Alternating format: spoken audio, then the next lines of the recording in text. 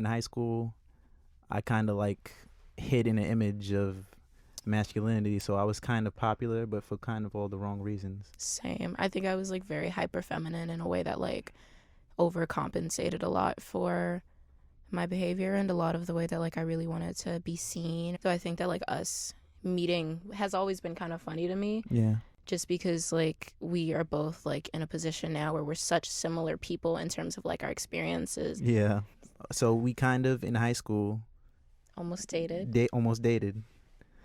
And it was kind of a weird thing because So it was a weird thing because like I think you kind of slid into my inbox and was on some like, hey, what's good? You're cute. Yeah. And I was like, oh, cool. Like, cute. You're cute.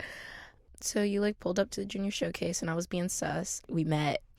We hung out. And then I like texted you like when I got home because I was like trying to like skirt. And you were like, but I want to hang. And I was like, I don't think I want to. Yeah. And I texted you and I was like, hey, like, I just don't think this is going to work out. Yeah. And then you like posted that long Facebook status about me.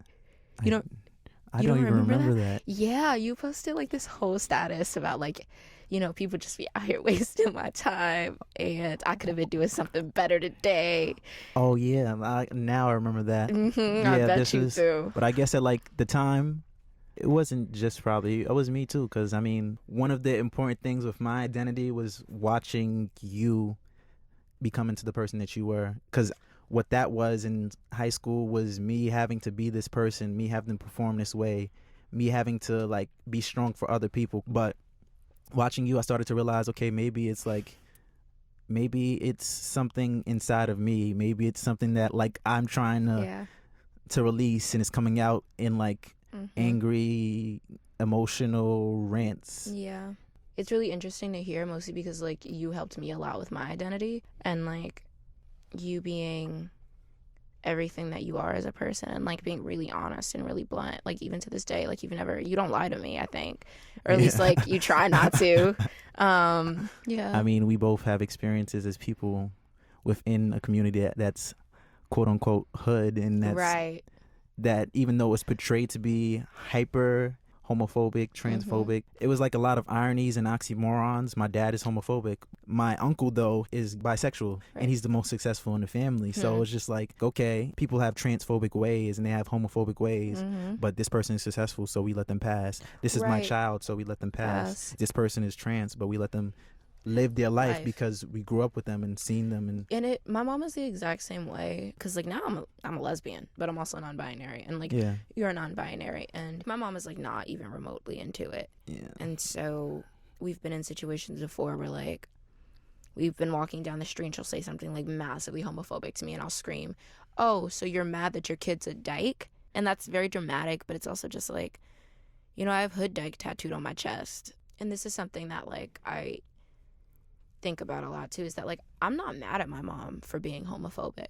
I'm not mad at her for being transphobic. I'm not mad at her for being what she is, because it's all a product of colonialism. It's all a product of white supremacy. It's all something that's been fed to her and she's been conditioned to understand. And even within the community itself, it exists. Right. So how can you be like, I don't know how old was your dad when he had you?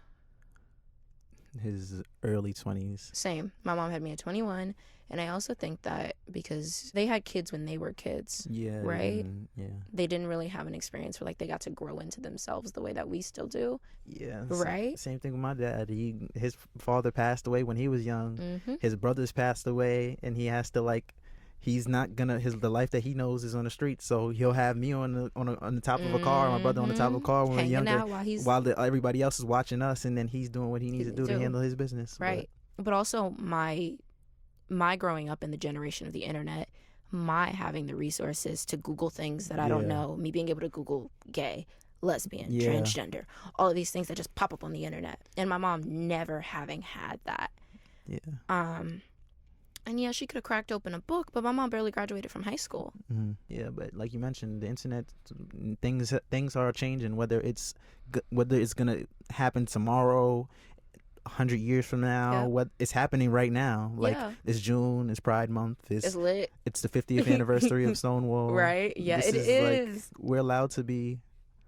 Yeah, we're allowed to be alive. Yeah, even though we're still fighting for certain things, we have the ability to fight. Right, and that's us being black. That's us being queer. That's us being poor. That's us being literally like everything that this like capitalist evil country has like tried to kill us for over and over, and even in the most subtle ways and in the most overt. Like, we really beating the odds out here. Yeah, we really snapped.